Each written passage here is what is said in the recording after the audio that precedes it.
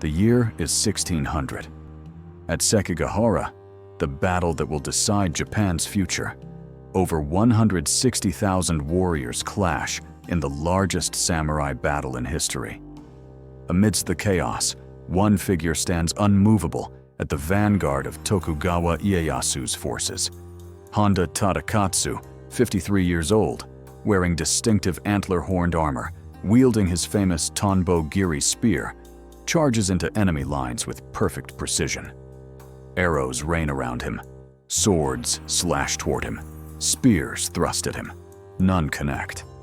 By the time the sun sets and Ieyasu claims victory, Tadakatsu will walk away without a scratch, as he has from every battle he's fought for 40 years. Over 100 major engagements, countless skirmishes, decades of warfare across a blood-soaked age. And not once has an enemy blade, arrow, or bullet broken his skin. He is invincible, not because enemies don't try to kill him, but because they simply cannot succeed. Even Oda Nobunaga, the ruthless demon king who feared nothing, reportedly said of Tadakatsu, a samurai who surpasses 100 men. Toyotomi Hideyoshi called him the warrior who stands above all others in the East. These weren't men prone to flattery. They were warlords who conquered Japan through brutal realism. Yet both acknowledged what was undeniable. Honda Tadakatsu had achieved something impossible. Today, we celebrate athletes who dominate for a season, executives who succeed for a decade, experts who maintain excellence for a career. But who achieves perfection for 40 years straight, in an endeavor where a single mistake means death? Tadakatsu's record isn't just impressive, it's incomprehensible, and it reveals something profound about the difference between being good at something and being untouchable.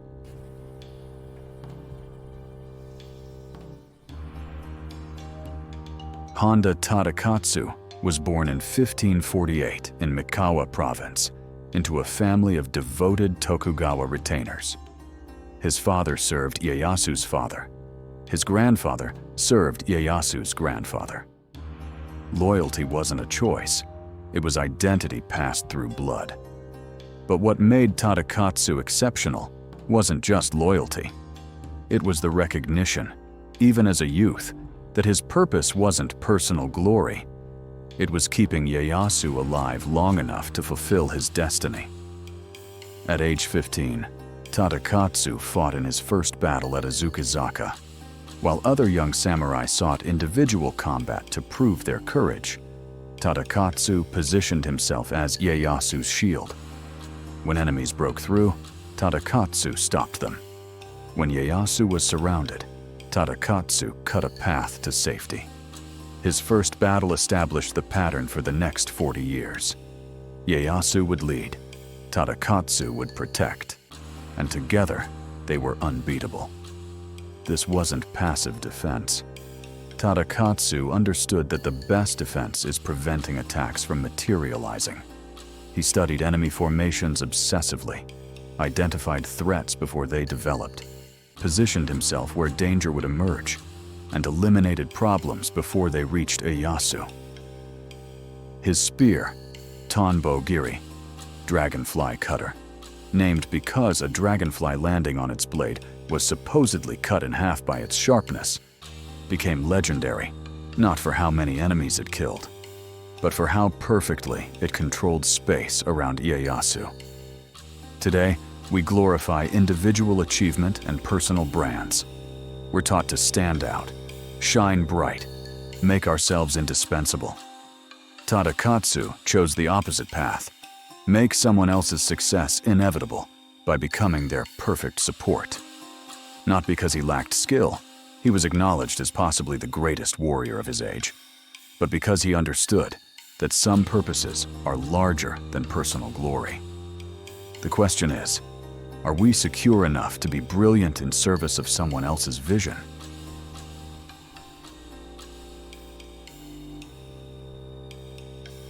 What made Tadakatsu untouchable? His secret wasn't supernatural. It was systematic perfection across every dimension of warfare. First, his equipment was immaculate. His armor, the distinctive deer antler helmet that made him instantly recognizable, was maintained obsessively.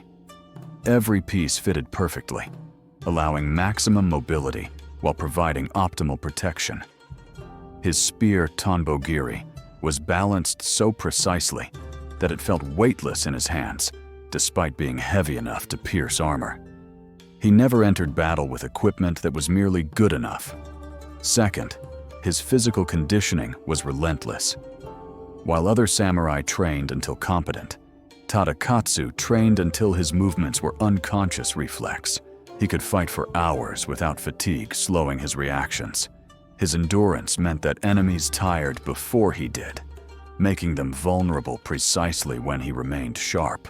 His strength meant his strikes carried devastating force without telegraphing intent. Everything about his physical preparation aimed at maintaining peak performance when others degraded. Third, his tactical awareness was supernatural. Tadakatsu read battlefields like chess masters read boards, seeing patterns invisible to others, anticipating developments before they occurred, positioning himself where he'd be needed 3 moves ahead. He understood that surviving combat isn't about reacting to attacks. It's about never being where attacks land. Move before the arrow is loosed. Shift before the sword swings. Be elsewhere when the cavalry charges. Fourth, and perhaps most important, he controlled emotion absolutely. Fear, anger, excitement. These created the micro-hesitations and reckless impulses that killed warriors. Tadakatsu fought in a state of perfect calm, neither reckless nor timid, responding to reality rather than emotion.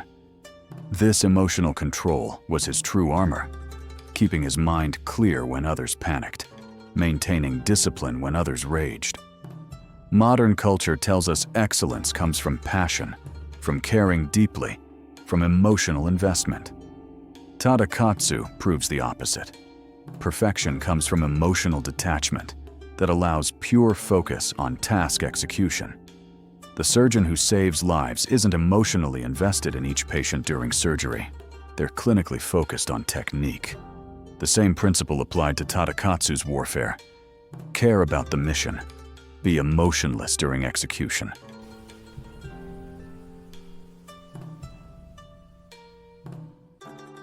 But Tadakatsu's genius extended beyond personal invincibility. He transformed defensive warfare into strategic art. At the Battle of Kamaki Nagakute in 1584, Tokugawa Ieyasu's forces were outnumbered significantly by Toyotomi Hideyoshi's army. Conventional wisdom said Ieyasu should avoid engagement or retreat. Tadakatsu saw a different option: make defense so impenetrable that Hideyoshi couldn't afford to attack. He positioned Ieyasu's forces in terrain that negated numerical advantage, fortified positions with such efficiency that assault became obviously suicidal, and conducted defensive operations so aggressively that enemies felt attacked while technically being the attackers. The result? Hideyoshi, despite overwhelming superiority, couldn't break through. Eventually, he negotiated peace rather than waste his army against Tadakatsu's defense. Ieyasu achieved strategic victory without winning a decisive battle, because Tadakatsu made losing impossible. This reveals profound truth. In any competition, offense gets headlines, while defense wins championships. Companies that scale sustainably build defensive capabilities, reliable systems, loyal customers, strong culture. Athletes who have long careers master injury prevention, not just peak performance. Relationships that last decades build trust and stability, not just passion.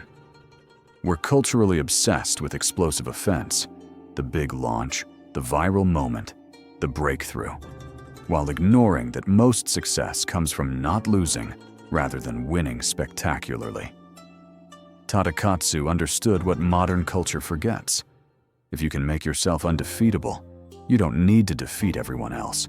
You just need to outlast them. Defense doesn't just prevent loss. It enables sustainable offense because you're not constantly recovering from setbacks. This is why Ieyasu ultimately unified Japan. While more aggressive warlords destroyed themselves, he had Tadakatsu making defeat impossible, while others chased risky victories. The lesson isn't avoid risk or never attack. It's build such strong foundations that attacks don't jeopardize your survival. Tadakatsu could fight aggressively precisely because his defense was perfect. Security enables courage. This is backwards from how most people think. They believe courage enables you to take risks. Tadakatsu proved the opposite. Perfect preparation enables actions that look like courage, but are actually calculated certainties.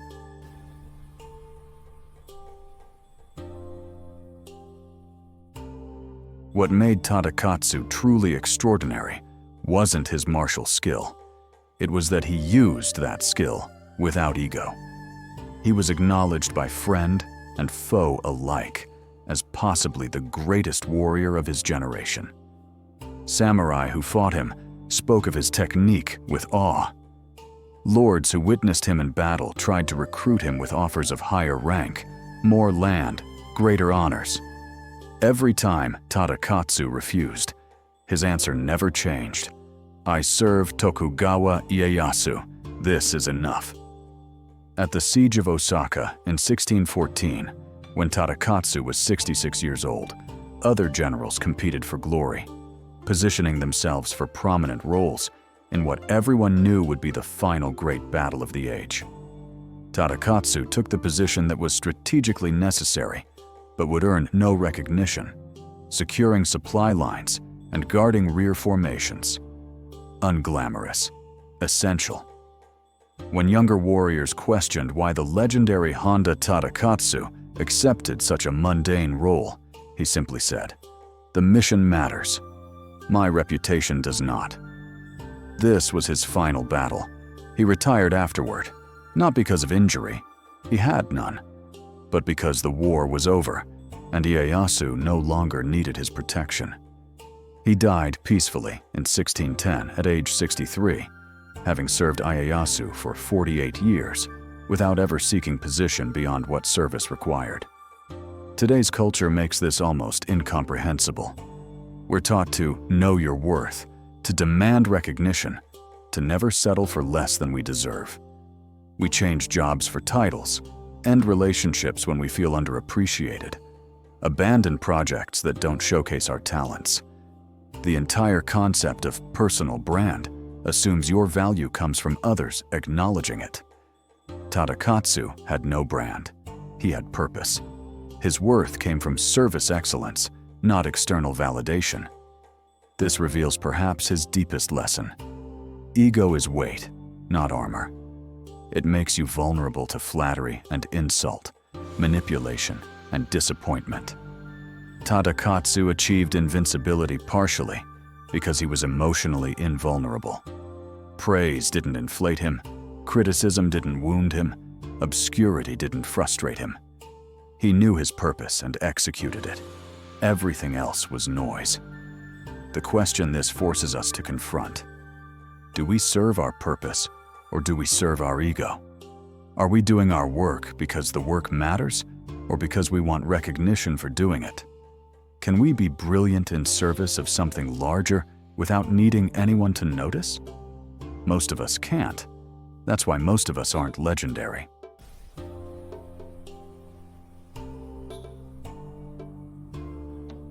How did Tadakatsu maintain flawless execution for 40 years? His method can be understood through what Japanese martial culture calls shuhari, the 3 stages of mastery. Sho, means protect or obey. Learn the fundamentals perfectly through exact replication. Po means detach or digress. Once fundamentals are unconscious, adapt them to your situation. Lui means leave or separate. Transcend all technique, acting naturally without conscious thought. Tadakatsu never stopped practicing shu. While other warriors, once skilled, focused on advanced techniques and creative innovation, Tadakatsu obsessively drilled basics. His spear thrust was the same movement executed 10,000 times until it became more reliable than breathing.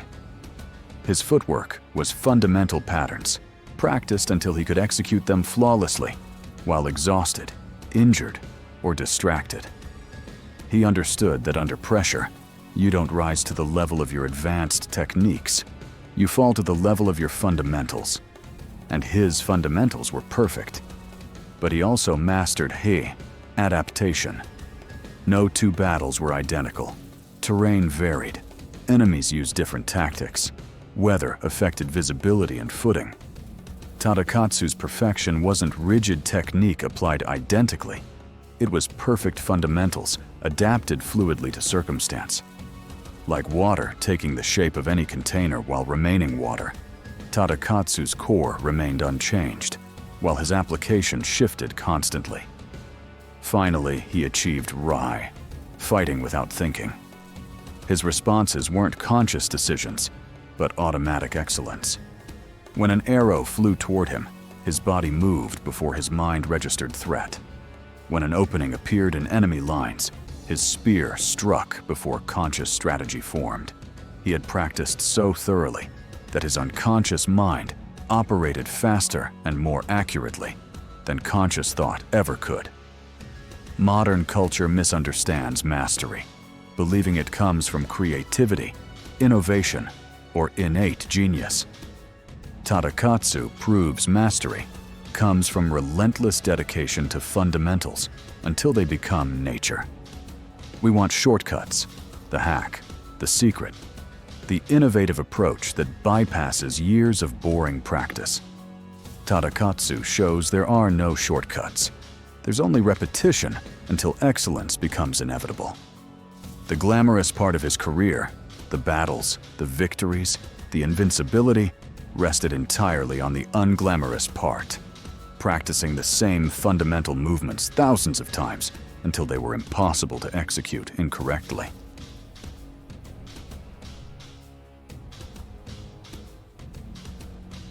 October 21st, 1600.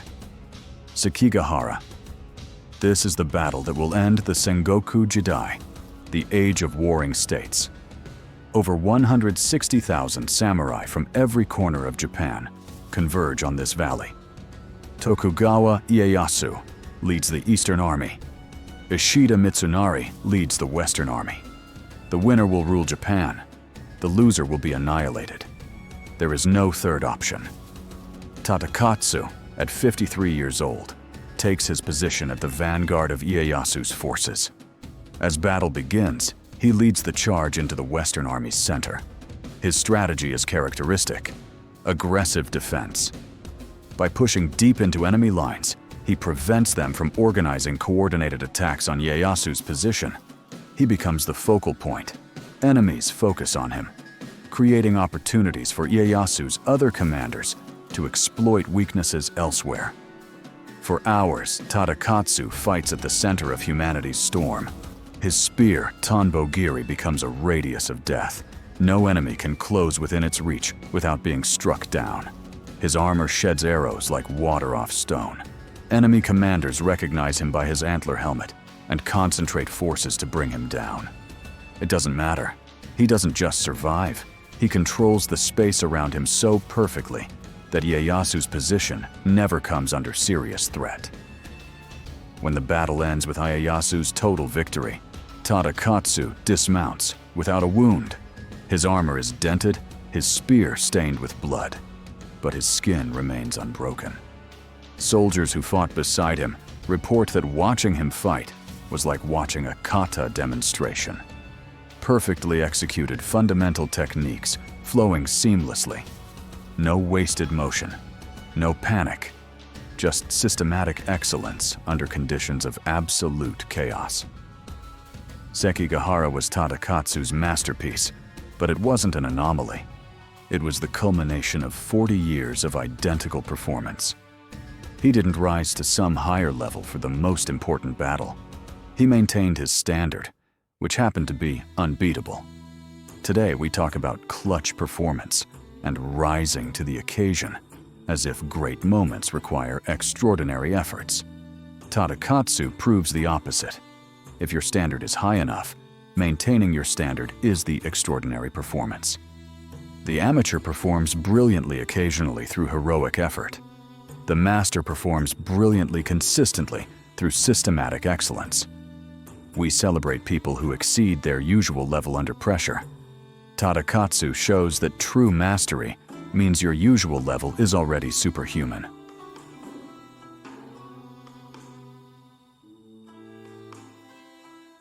But living as Tadakatsu did exacts a cost invisible to those who admire only results. To maintain perfection for 40 years requires sacrificing everything that doesn't serve perfection. Tadakatsu had no hobbies outside martial training. He participated in no tea ceremonies, composed no poetry, engaged in no artistic pursuits that samurai of his status typically cultivated. Every hour was devoted to maintaining the edge that kept him and Ieyasu alive. His personal relationships existed entirely within the framework of duty. He married, had children, maintained his household, but always as extensions of his purpose, rather than as separate domains deserving separate attention. His sons became warriors who died in battle. His wife managed the household that supported his training. Everything orbited around his singular focus. Be Ieyasu's perfect shield.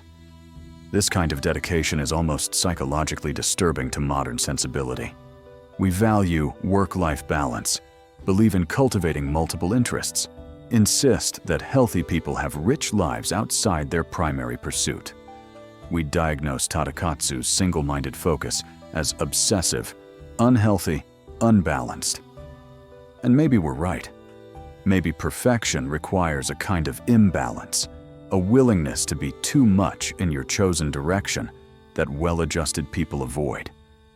But here's the uncomfortable question. Do we reject his approach because it's genuinely wrong, or because it demands more than we're willing to give? Most of us want excellence without sacrifice, mastery without cost, legendary results from balanced effort. Tadakatsu proves this is fantasy. Perfection demands everything. The only question is whether your purpose is worth that price. Today, we celebrate multi-passionate people who pursue many interests. We mock one-dimensional people who focus narrowly.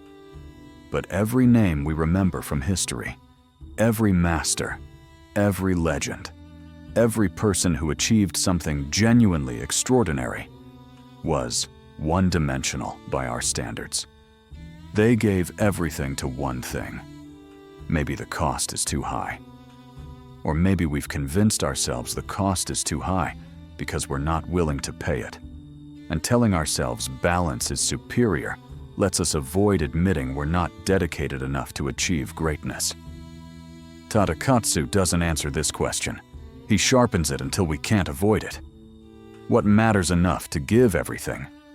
And if we can't answer that question, are we really living or just existing comfortably?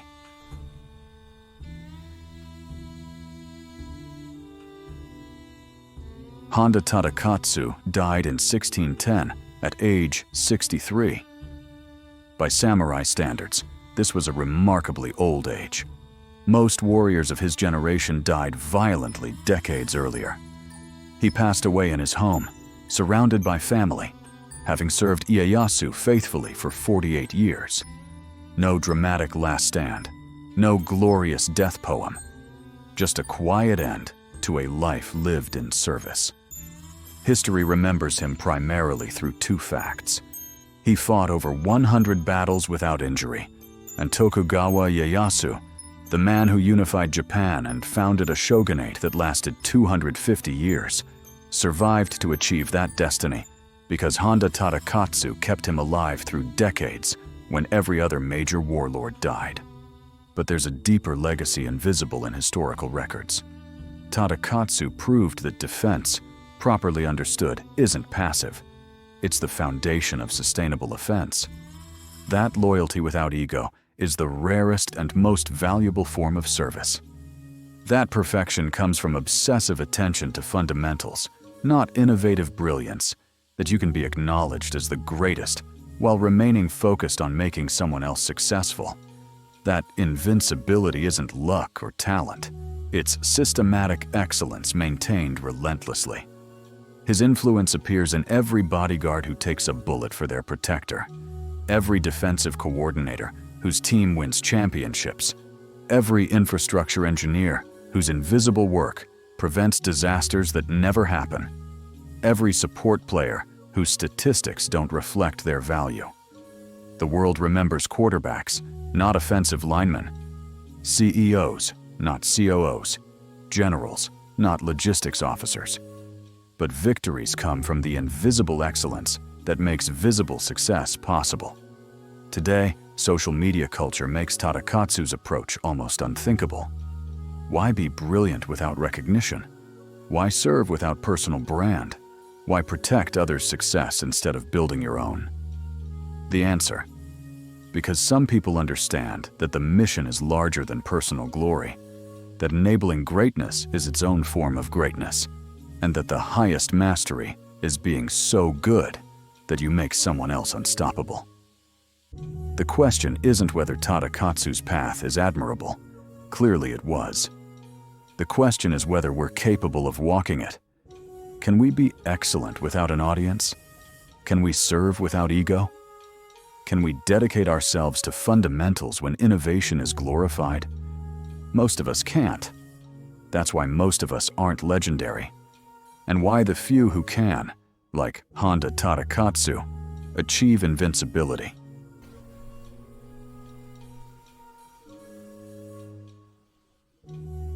Honda Tadakatsu represents something unique in Kensei Code's journey. Miyamoto Musashi taught us that mastery requires walking alone. Takeda Shingan showed us that victory comes from preparation making battle unnecessary. Yamamoto Tsunetomo revealed that embracing death liberates us to live fully. The 47 Ronin proved that honor demands payment regardless of cost.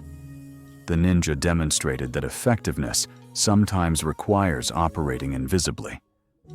Now, Tadakatsu teaches us that perfection is possible, but only through complete dedication to fundamentals. That the greatest service often means making others successful rather than seeking personal glory. That defense, properly understood, isn't passive survival, but active prevention of failure.